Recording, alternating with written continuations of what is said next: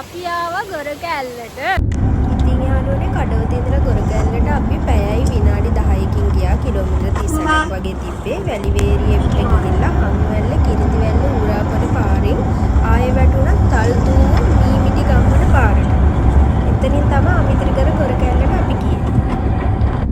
ඇල්ලට මෙතන ඉඳලා මීටර් 500ක් තියෙන්නේ. මේ පාරේ තමයි අපි ගියේ. බස් ලොරි වෑන් කාර් 200යි ඇල්ල පාර. රුවන්වැල්ල ප්‍රාදේශීය සභාවට තමයි අමිතිරිගල ගොරකැල්ලයි තියෙන්නේ. මෙතනින් උඩට තමයි අපි යන්නේ. කොහොම අපි ඉතින් උඩට අපි 5 දෙනෙක් ගියේ 5 දෙනාම නැගගෙන ආවා උඩට. මල්ලි කෙනෙක් ඉන්න ආකාශ කියලා එයාලයි ගම මේක.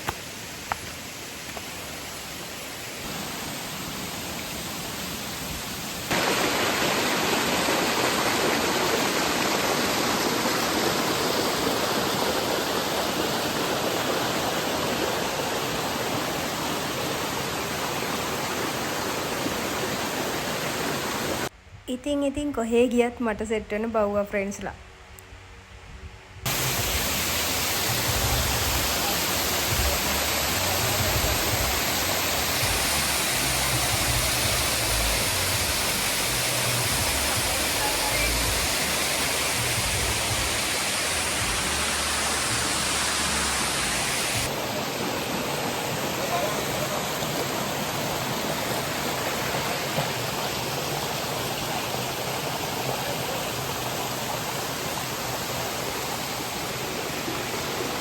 ඊළඟට අපි උඩ නාන තැන බලන්න ගියේ. අපි ඇද්දිත් කට්ටියක් එතන නනා හිටියා. මට ඇත්තටම ආස හිතුණා නාන්න. මෙතනින් උඩට වතුර බටේ යටින් දින්දලා මම ගල් උඩින් එහෙම ගියා උඩටම යන්න. මට ආස හිතුණා උඩ කොහමද කියලා තව බලන්න. ඇත්තටම ගොඩක්ම ලස්සනයි. ගියාම එන්න හිතෙන්නේ නැහැ මට නම්. නාන්නම තමයි හිතෙන්නේ. මොනවායි මෙතෙන්ද විතරයි. මෙතනින් උඩට මම තනියම ගියේ.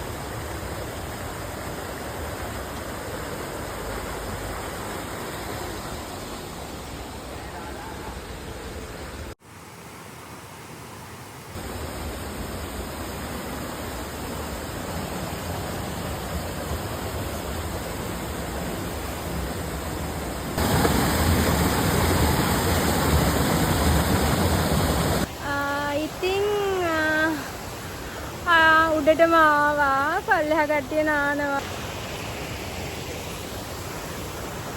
තව දෙයක් යාළුවනේ මෙතනින් උඩ අපිට තියන ආන්න බෑ. කටුකම්බි වැටක් ගහලා තියෙනවා. ඒකේ නෝටිස් කරලා තියෙනවා බීමට ජලය ගන්නා බැවින් මෙම ස්ථානයෙන් ඉහළ දියනාමෙන් වළකින්න කියලා.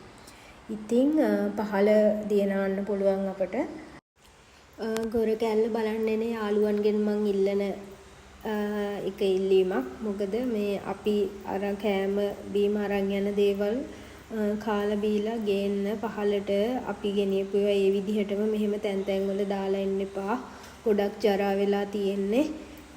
කන්න බොන්න එපා කියන්නේ නැහැ. කන්න බොන්න ඒ වුණාට තමන් අරගෙන යන දේවල් ආපසු රැගෙන එන්න කියලා මම කියනවා. මේ ඇත්තටම මෙච්චර ලස්සන තැනක් මේ විනාශ වුණොත් එහෙම සෝබාදාමයෙන්ම අපිට දඬුවම් ලබා දෙයි ඒ වැඩ කරන අයට. ඒ නිසා මේ අපේ මේ තියෙන සම්පත අපි රැකගනිමු. ඉතින් මගේ යාළුවනේ වොයිස් රෙකෝඩින් එක පළවෙනි වතාවට කරපු මගේ වීඩියෝ එක ඔයාලා කමෙන්ට් කරන්න කොහොමද කියලා බලලා මාව සබ්ස්ක්‍රයිබ් කරලා නැත්නම් සබ්ස්ක්‍රයිබ් කරන්න.